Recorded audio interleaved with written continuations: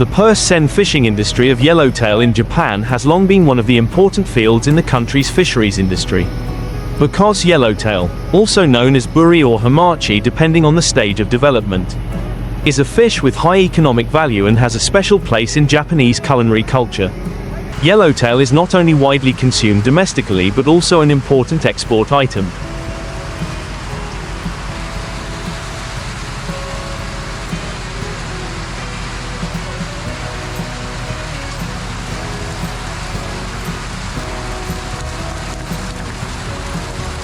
Especially in the form of sashimi and sushi serving the international market. Purse seine fishing is a large-scale industrial fishing method, based on the principle of encircling and gathering schools of fish in a certain sea area, then narrowing the net to catch them all. In Japan, purse seine technology has been strongly developed since the 20th century, supported by modern fishing vessels, positioning systems, fish finding radar and onboard freezing methods, helping to improve efficiency and reduce post-harvest losses. Yellowtails migrate seasonally, often gathering in large schools in the warm waters around the Pacific Ocean and the Sea of Japan.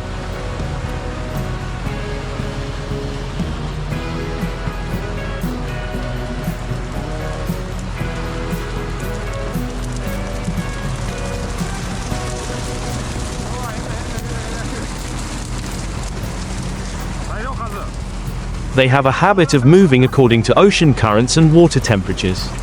So Japanese fishermen have accumulated hundreds of years of experience to monitor, predict and plan their fishing at the right time. Purse nets have become the most effective tool because of the schooling nature of this fish species. When a school of yellowtails is discovered, fishermen can use the main ship and auxiliary ships to coordinate to drop the net to form a closed loop. Then pull the bottom rope of the net like a drawstring, keeping the school of fish tightly inside. Compared to the method of fishing or trawling, purse seine nets produce large output and shorter fishing time, meeting the needs of industrial consumption. However, this fishing industry is not only purely technical but also related to many economic,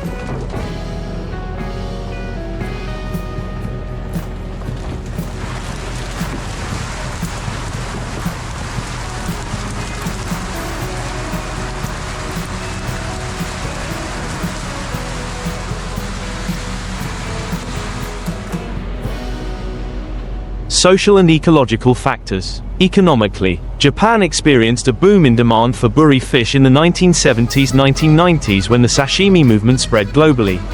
High fish prices prompted fishing companies to invest heavily in large purse seine vessels, capable of going far from shore and operating for long periods. A system of fishing ports, cold storage and auction markets, typically Toyosu Market in Tokyo, became trading centers where yellowtail fish caught from far-off seas were distributed. This created a tightly linked value chain from fishermen, fishing companies, processors, to retailers and exporters. However, the downside of massive purse seine fishing is the risk of resource depletion.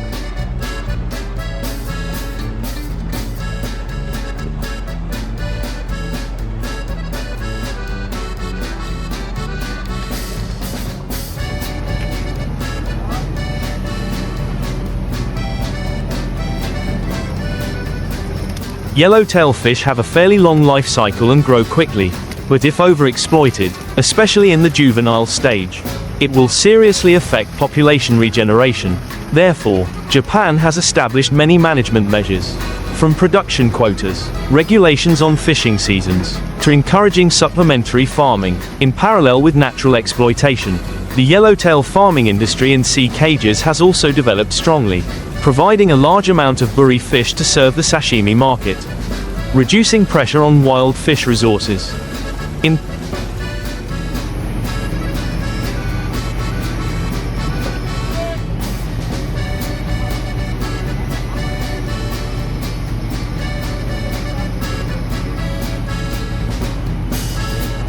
practice, the use of purse seine nets requires very close coordination. Fish finder ships often go ahead to search for schools of fish using sonar signals or observing seabirds. When detecting fish, the captain directs the ship to drop the net around the school. This process requires navigation skills, calculating the flow rate and wind to close the net perfectly. Then, the mechanical system will pull the bottom rope of the net, Gradually narrowing the circle, the fish trapped in the net often panic, swim in circles, but are eventually herded into the narrowest part and are picked up by the subnet or a specialized seawater pump system. To maintain the quality of the meat, the fish is cooled quickly by placing it in an ice bath or freezing it immediately.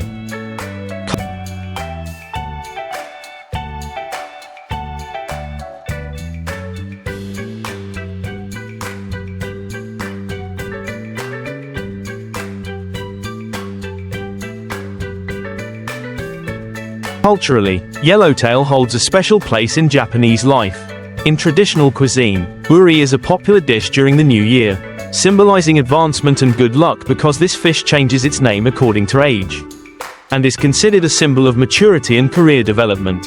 Therefore, the demand for buri fish during festivals is very high, promoting fishing activities at certain times of the year. The Japanese seine yellowtail fishery is also being heavily impacted by climate change.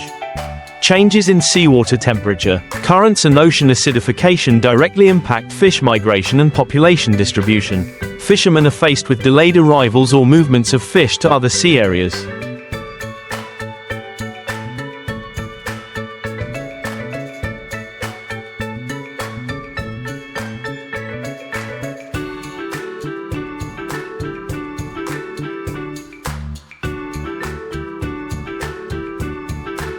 Forcing them to change their fishing strategies. This increases fuel costs and operating time, making it difficult for small and medium-sized vessels.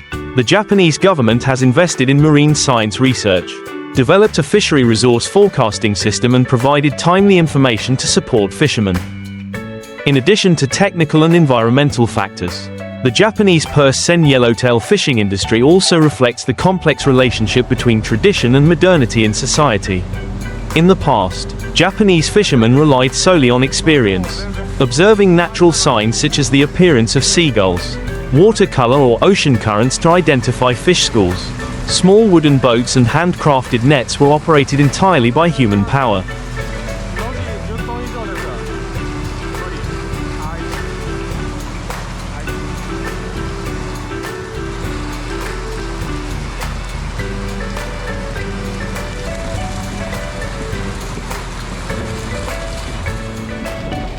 With low productivity but more sustainable. Today, with the development of satellite technology, radar and global positioning systems, fishermen can determine fish school coordinates accurately to the nautical mile, increasing fishing efficiency many times over. However, the dependence on technology also creates barriers for the generation of traditional fishermen, who are not familiar with using modern equipment and have difficulty competing with large companies. The aging population in Japan's fishing villages is further exacerbating the problem, as younger workers are less interested in the sea, opting instead for more stable jobs in the city.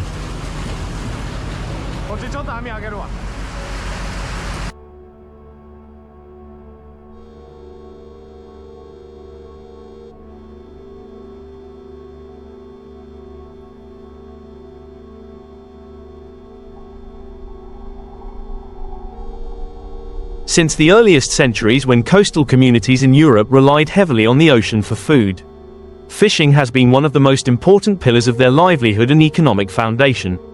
Cod and halibut have long been considered the most precious fish because of their white, thick, low-fat meat and distinctive flavor, which can be preserved for a long time in the salt, scarce and cold climate of the North Atlantic. Thousands of years ago, Vikings used small boats and crude nets to catch giant cod off the coast of Norway, Iceland and Greenland, drying them on wooden racks built along the shore and then trading them throughout Europe.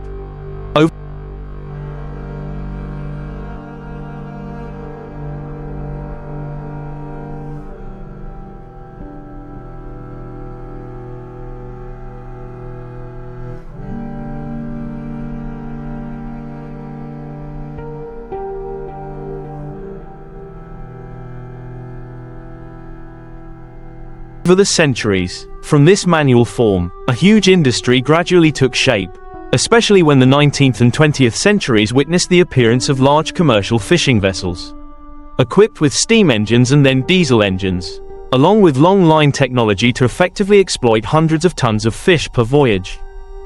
A commercial halibut and cod fishing vessel in Europe was not simply a means of transportation at sea. but it was like a floating factory, a closed labor community drifting at sea for weeks at a time. The hull was usually several dozen to hundreds of meters long, divided into many compartments, an ice compartment and a quick freezing system to preserve the fish as soon as they were brought aboard.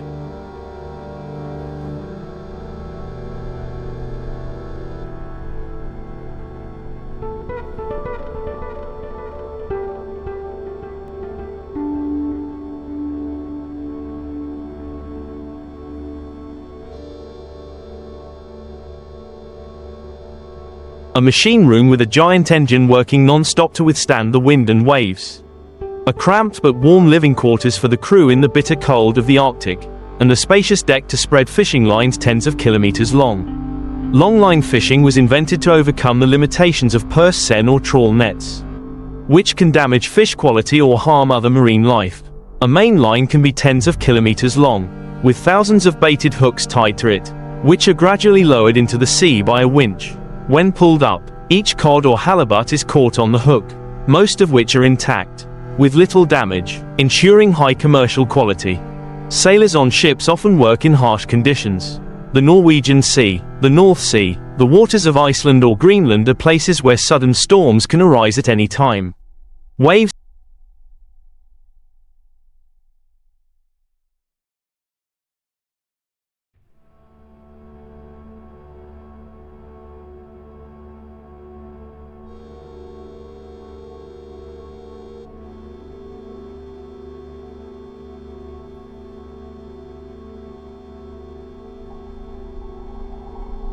tens of meters high can overwhelm the deck, and temperatures are often below 0 degrees Celsius, making their clothes and fingers stiff. A shift can last 12 to 16 hours continuously, while a line tens of kilometers long takes hours to pull up. Each hook must be checked. Each fish must be removed, slaughtered, cleaned and immediately put into the cold storage. The work is repetitive and monotonous, but requires endurance and a strong spirit, because just one mistake can lead to being caught in a winch, or slipping on the cold, wet deck and being swept away by the waves. But it is from this hardship that many generations of European fishermen have built tradition, pride and even a source of livelihood for coastal communities.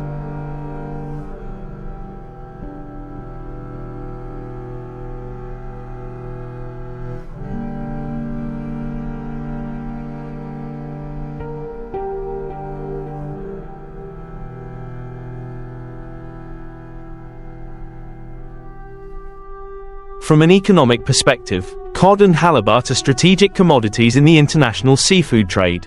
Europe, especially Norway, Iceland, Russia, England, Spain and Portugal, all have large-scale fishing industries to serve both domestic demand and export to the US. Japan and China. Since the 19th century, dried and salted Norwegian cod has become a famous commodity throughout Africa and South America, especially in Brazil and Portugal, where bacalhau, salted cod, is the soul of traditional cuisine.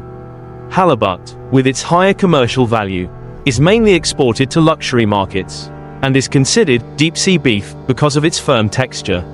The value of each catch can reach millions of euros, enough to maintain the ship's operations, pay the crew and continue to invest in the next voyages.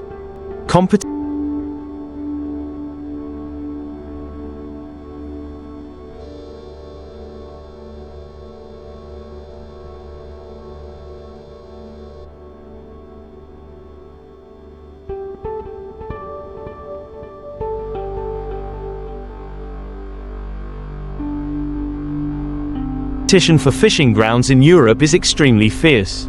After World War II, coastal countries increased their fleets, expanding their offshore operations to meet the growing demands of the population and global markets. This led to a serious decline in cod resources in many areas, especially off the coast of Newfoundland and the North Atlantic. In 1992, Canada was even forced to impose a large-scale cod fishing ban because the stocks had declined to crisis levels, leaving a big lesson for the entire industry. Since then, the European Union, EU, and many Nordic countries have applied a system of quotas, fishing licenses and strict satellite monitoring for each commercial vessel. Fishermen are only allowed to catch a certain number of tons of cod or halibut per year. If they exceed this limit, they can be fined hundreds of thousands of euros or even have their vessels confiscated. But that management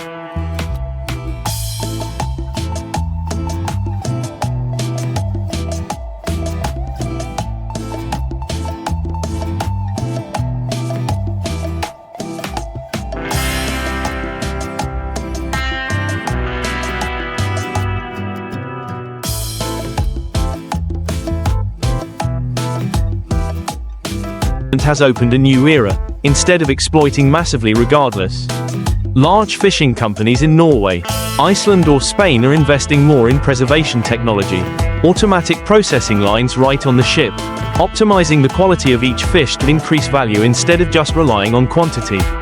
Some modern ships are equipped with ultra-fast freezing systems, flash freezing, at -60°C, ensuring that fish remain fresh when transported anywhere in the world. Commercial companies have also begun to cooperate with international marine conservation organizations to build MSC, Marine Stewardship Council, certification for sustainably exploited cod and halibut products.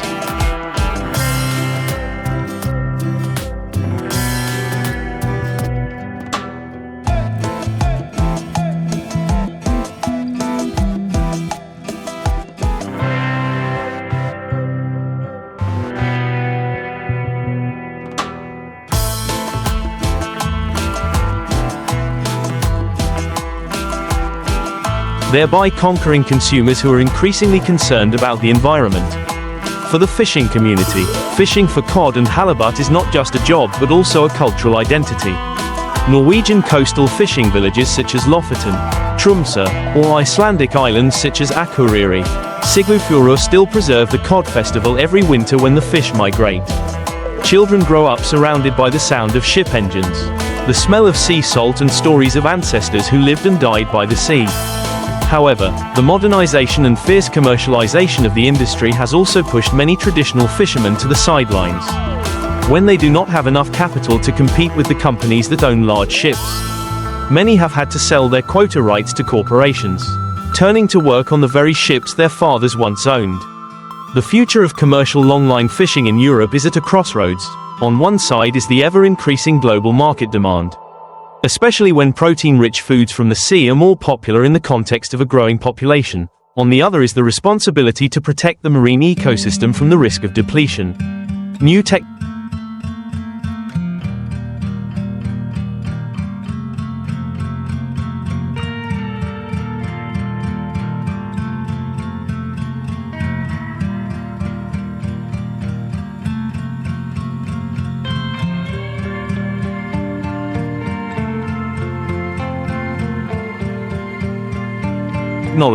artificial intelligence and satellites are being tested to help vessels identify fish schools more accurately, reducing bycatch, while also optimizing fuel and reducing emissions. International negotiations are also ongoing over the division of fishing grounds, especially after Brexit, when the UK left the EU, and disputes over North Sea cod fishing grounds became heated between the UK, France, Spain and Norway. The moment of pulling the long line is a scene that is both tiring and exciting. The winches roar, the reel gradually rises from the cold sea. The sailors grab each piece of line, observe the hook, remove each fish that is still struggling. Sometimes dozens of cod weighing up to 10 kilograms are hooked, their silvery bodies shining under the deck lights. Sometimes it is a giant halibut, more than a meter long, weighing hundreds of kilograms, requiring several people to work together to pull it onto the deck. The joy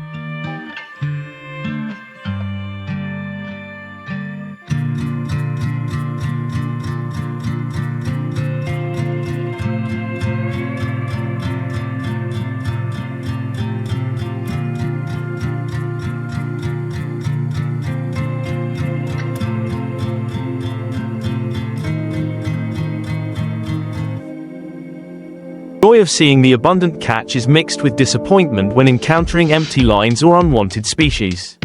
Each fish after being removed is immediately taken to the processing compartment. Workers cut the blood, cut open the belly, remove the organs, wash it and then transfer it immediately to the freezing system. The freshness of the fish is the decisive factor in its commercial value. So every minute of delay can cause tens of thousands of euros to evaporate. Work at sea is not only physically arduous but also mentally challenging. Many voyages last 4 to 6 weeks, with the crew living completely isolated from land. No internet, no phone signal, just the heavy sound of the engine and the howling wind. The crew is divided into clear shifts: the engine crew, the line crew, the processing crew and the cooking crew. Hot meals in the small canteen become the only consolation, usually potatoes, bread, salted meat and of course fresh fish caught on board. Many say that on dark nights at sea, when the sky is clear, the brilliant starry sky reflects on the water surface seemingly endlessly, creating a feeling of both loneliness and sacredness. These are the moments that make them stick with the profession despite knowing it is full of dangers. In the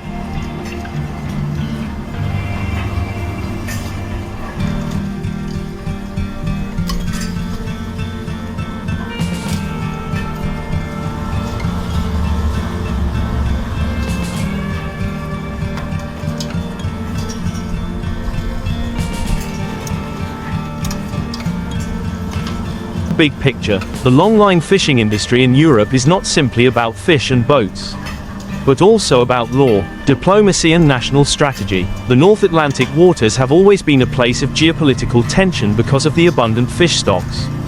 The European Union has a strict quota system for each member state, based on fishing sharing agreements. After Brexit, tensions flared when Britain regained control of its 200 nautical mile exclusive economic zone around its shores, restricting French and Spanish vessels, leading to minor clashes at sea. Meanwhile, Norway and Iceland, which are not part of the EU, have their own vast fishing grounds, giving them an advantage in exporting cod and halibut around the world. Russia, with its rich Barents Sea, is also a major competitor, although it has been hit by trade embargoes following geopolitical conflicts. Each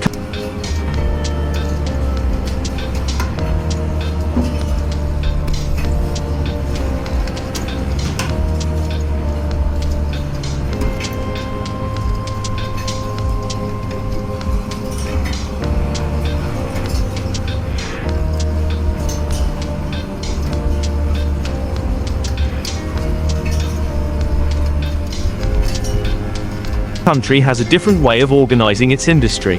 Norway has a strict management system, requiring all fishing vessels to be fitted with satellite positioning devices, reporting catches as soon as they enter port, and encouraging small-scale fishermen to form cooperatives so they can share quota rights.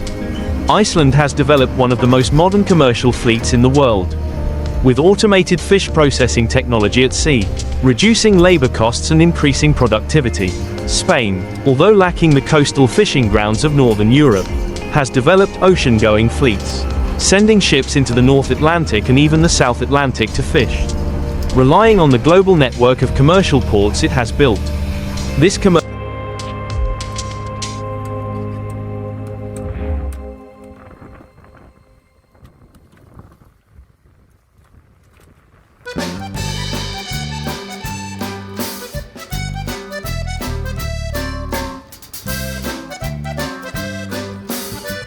commercialization has made fisheries an important part of the national economy.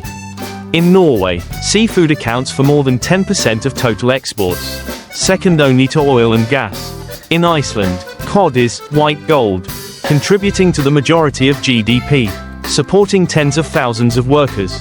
In Spain and Portugal, salted cod has become a symbolic product, both a daily necessity and a profitable commercial item. But with that benefit comes the risk of dependency. When stocks run out or markets fluctuate, the entire economy can falter. There was a time when cod prices plummeted due to abundant supplies from Russia and Canada, causing many European companies to go bankrupt. Another important factor is the environment. Although longline fishing is considered a more selective method than trawling, it still has negative impacts. Sharks, seabirds or unwanted species are often caught, causing damage to biodiversity. Some environmental organizations have repeatedly criticized the commercial fishing industry for not doing enough to protect marine ecosystems. In response, many European companies have improved hook designs, using round hooks instead of sharp hooks to reduce shark bites, or changing the type of bait to limit seabird ingestion. In addition, there is research applying LED lights along fishing lines to repel unwanted species, both reducing harm and saving production.